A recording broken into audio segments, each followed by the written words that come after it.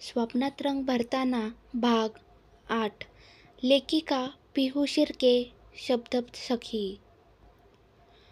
तर इकडे दिव्या मनातच काहीतरी केलं पाहिजे जेणेकरून रुही कायमची शुभमच्या आयुष्यातून दूर निघून जाईल आणि लवकरच तो दिवस आणेल मी बोलून दिव्या स्वतःशीच हसली.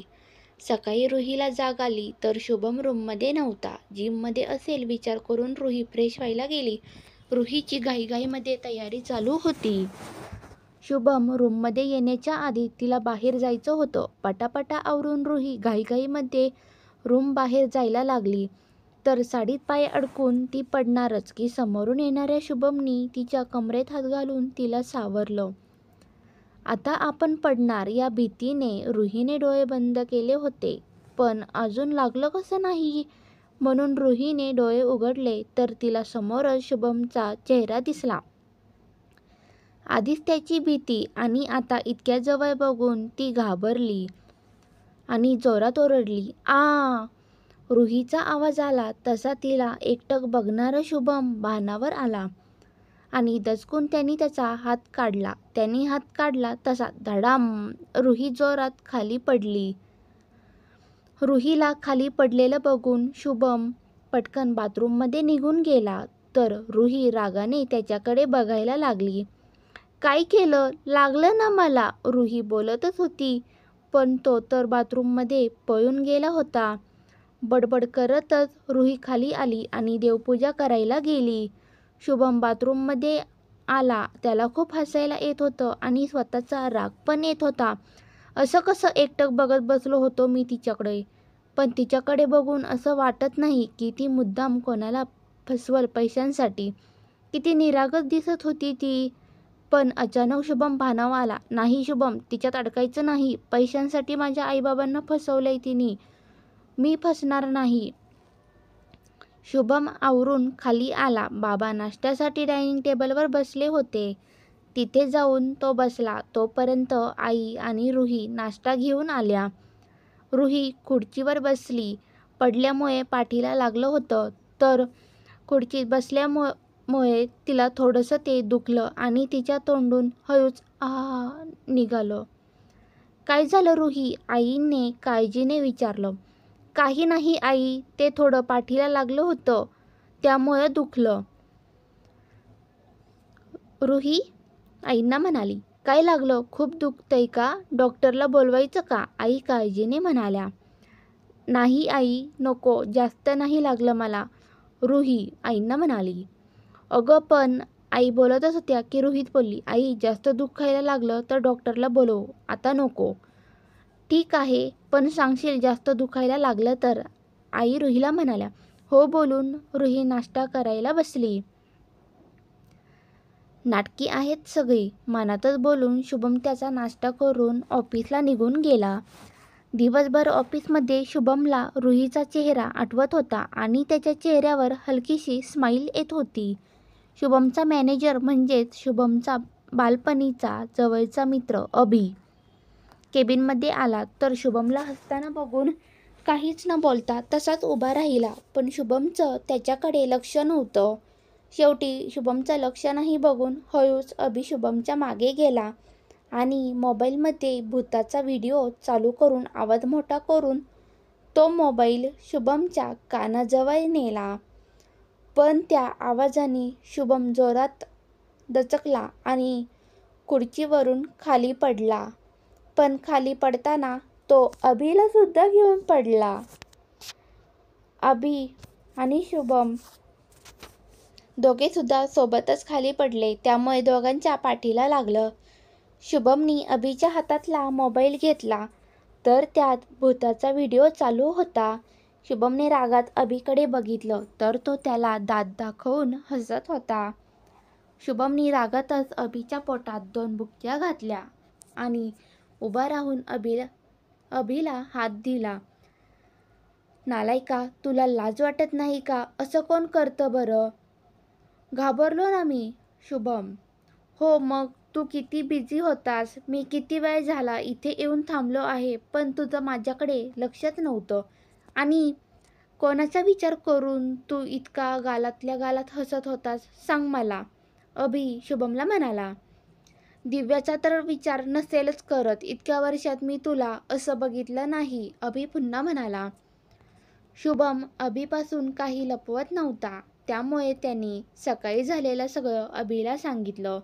पण शुभमचं बोलणं ऐकून अभि पोट धरून हसू लागला. काय, तू खरंच त्या बिचारीला सोडून दिलं? अरे किती जोरात पडली असेल ती. सॉरी बोलला का तू तिला? अभि, सॉरी, आणि मी, ते पण तिला. वेड लागला आहे का तुला? अभिकडे बघून शुभम रागातच म्हणाला. तूच म्हणाला ना तिच्या पाठीला लागलं, मग तुला असं नाही वाटत का की तू तिला सॉरी म्हणावं? अभि, मी तिला सॉरी बोलणार नाही, शुभम ठामपणे म्हणाला. ठीक आहे, नको बोलू, पण तू तिचा विचार करून गालातल्या गालात का हसत होतास? आवडली का ती तुला? अभि पुन्हा शुभमला म्हणाला. नाही, ती मला आवडले नाही आणि कधी मला आवडणार पण नाही, शुभम म्हणाला. बरं, तुझं काही काम होतं? केबिनमध्ये का आला होतास? काही काम होतं का? शुभम, हो, उद्या मीटिंग आहे आणि आपल्याला जावं लागणार आहे, अभि म्हणाला. ठीक आहे, जाऊ आपण बोलत. ते दोघं मीटिंगबद्दल बोलत बसले. इकडे रुही दिवसभर पुस्तक समोर घेऊन बसली होती, पण तिचं अभ्यासात लक्ष लागत नव्हतं. तिला सारखाच सकाळचा प्रसंग आठवत होता. शुभमचा सकाळचा स्पर्श आठवून रुहीच्या अंगावर हलकेसे शहारे येत होते. शेवटी चेहरा हातात लपवून घेत रुही स्वतःशीच लाजत होती, हसत होती. पण भानावर येऊन, नाही रुही, असा विचार पण मनात आणू नकोस. माहीत आहे ना तुला, त्यांच्या मनात काहीच नाहीये. सकाळी बघितलंस ना, मला इतक्या जोरात खाली पाडलं, तरी ते काहीच बोलले नाहीत, साधं छोटं सॉरी सुद्धा बोलले नाहीत, रुही स्वतःशीच म्हणाली. रुहीने खाली गार्डनमध्ये बघितलं तर आई बाबा खाली गार्डनमध्ये गप्पा मारत बसले होते, म्हणून रुही पण खाली आली. गार्डनमध्ये जाऊन त्यांच्याजवळ गप्पा मारत बसली. मावशी त्यांच्यासाठी चहा घेऊन आल्या आणि त्या पण त्यांच्यासोबत चहा घेऊन बोलत बसल्या. थोडा वेळ गप्पा मारून सगळेजण घरात आले. रुही मावशींसोबत किचनमध्ये जाऊन त्यांना स्वयंपाकात मदत करायला लागली. थोड्या वेळाने शुभम घरी आला आणि फ्रेश होऊन हॉलमध्ये आईबाबांसोबत बोलत बसला. रुही स्वयंपाकात मदत करून हॉलमध्ये सगळ्यांसोबत येऊन बसली. तेव्हा शुभमने उद्या सकाळी मीटिंगला जायचं आहे आणि रात्री 15 दिवसांसाठी दिल्लीला जाणार असल्याचं सांगितलं. अभि पण येणार आहे का तुझ्यासोबत दिल्लीला? बाबांनी विचारलं. हो बाबा, अभि पण येतोय माझ्यासोबत.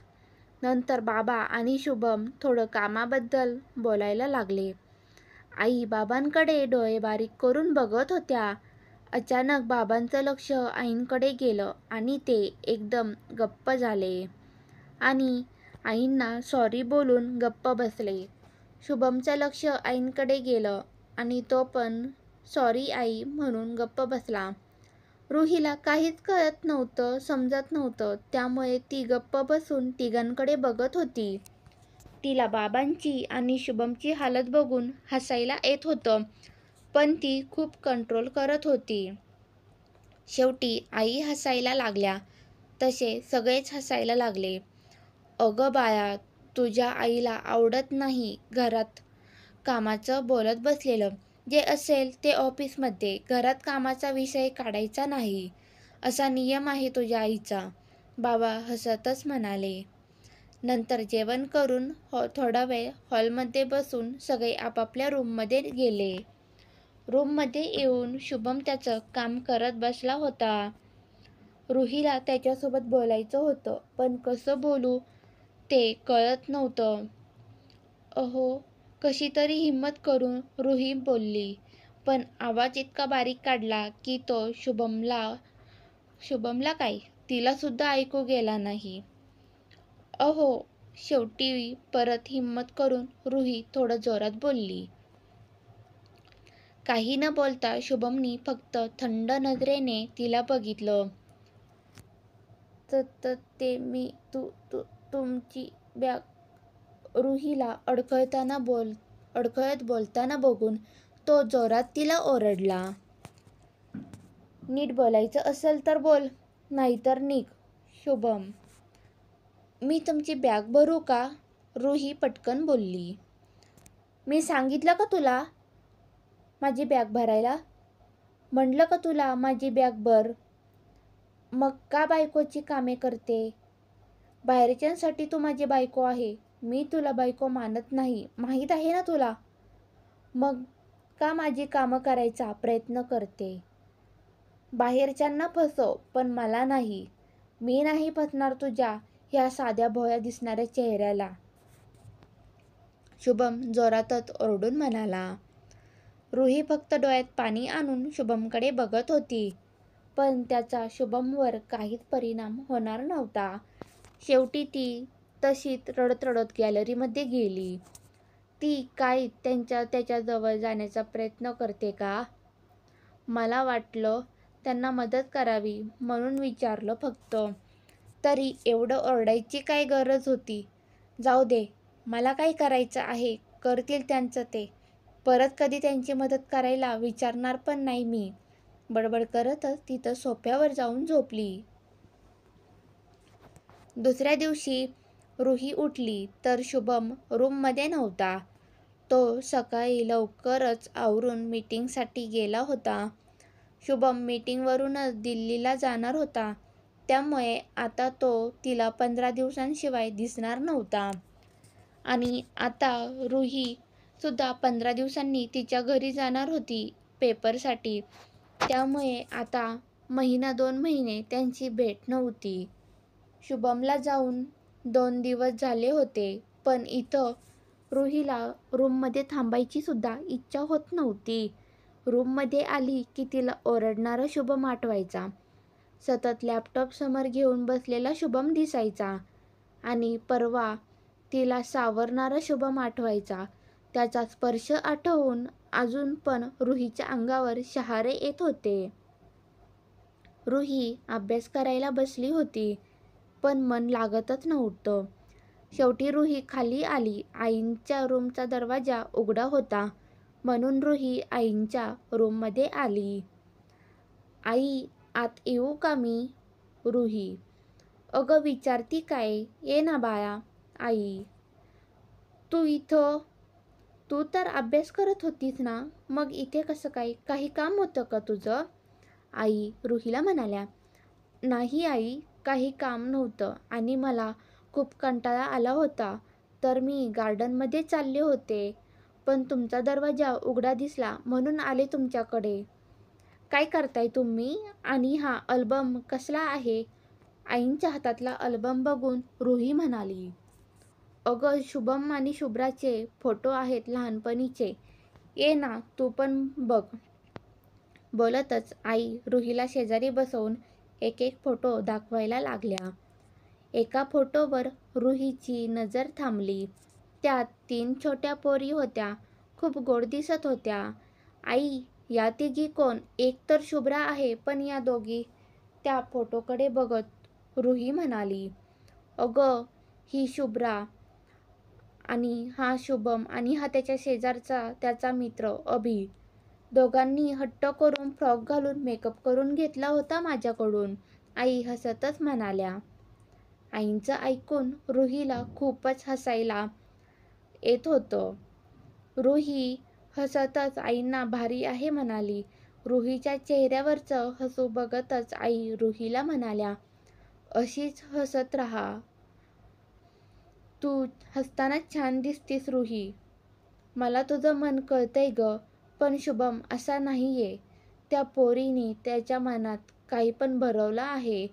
ती शुभमला तिच्यापासून लांब न जाण्यासाठी काही पण करू शकतीस. पण तू तुझ्या प्रेमाने जिंक शुभमला. मला विश्वास आहे तो दिवस लवकरच येईल, पण तू हार मानू नकोस. आई रुहीला म्हणाल्या. हो आई, मी नक्की प्रयत्न करेल. आईंसोबत बोलून रुही रूममध्ये आली. रुही आईंच्या बोलण्याचा विचार करत होती. तिला पटत पण होतं आणि नव्हतं पण पटत, कारण तिला त्या दोघांच्या मध्ये यायचं नव्हतं. शेवटी जे होईल ते होईल विचार करून रुही पुस्तक घेऊन बसली. इकडं शुभम मस्त दिल्ली एन्जॉय करत होता. शुभम अभिसोबतच दिव्या पण त्यांच्यासोबत दिल्लीला गेली होती. अभिला शुभमचा खूप राग आला होता, पण दिव्या बाबतीत शुभम कोणाचंच ऐकून घेत नव्हता. त्यामुळे त्याने पण विषय सोडला. शुभमला जाऊन 10 दिवस होऊन गेले होते. 2-3 दिवसात शुभम घरी येणार होता. तर इकडं रुहीची जायची तयारी सुरू होती. बाबांनी रुहीच्या घरी सगळी तयारी करून ठेवली होती. तिला लागणाऱ्या सगळ्या वस्तू घरात आणून ठेवायला सांगितल्या होत्या. आज रुही सकाळीच निघणार होती. रुहीला शुभमची खूप आठवण येत होती. शुभमला माहिती पण नव्हतं रुही तिच्या घरी जाणार आहे ते. रुहीला त्याला सांगायची खूप इच्छा होती, पण काय आणि कोणत्या अधिकाराने सांगणार? आणि त्याला आपण नसलो काय आणि असलो काय तरी काहीच फरक पडणार नाही. विचार करून रुही तिची बॅग घेऊन बाहेर आली आणि आई-बाबांचा आशीर्वाद घेऊन गाडीत जाऊन बसली. आईंनी रुहीला खूप सूचना दिल्या होत्या. ते ऐकूनच रुहीला हसायला येत होतं.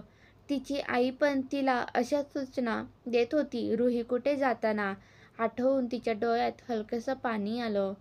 शेवटी आईंच्या भरपूर सूचना घेऊन रुही तिच्या प्रवासाला लागली.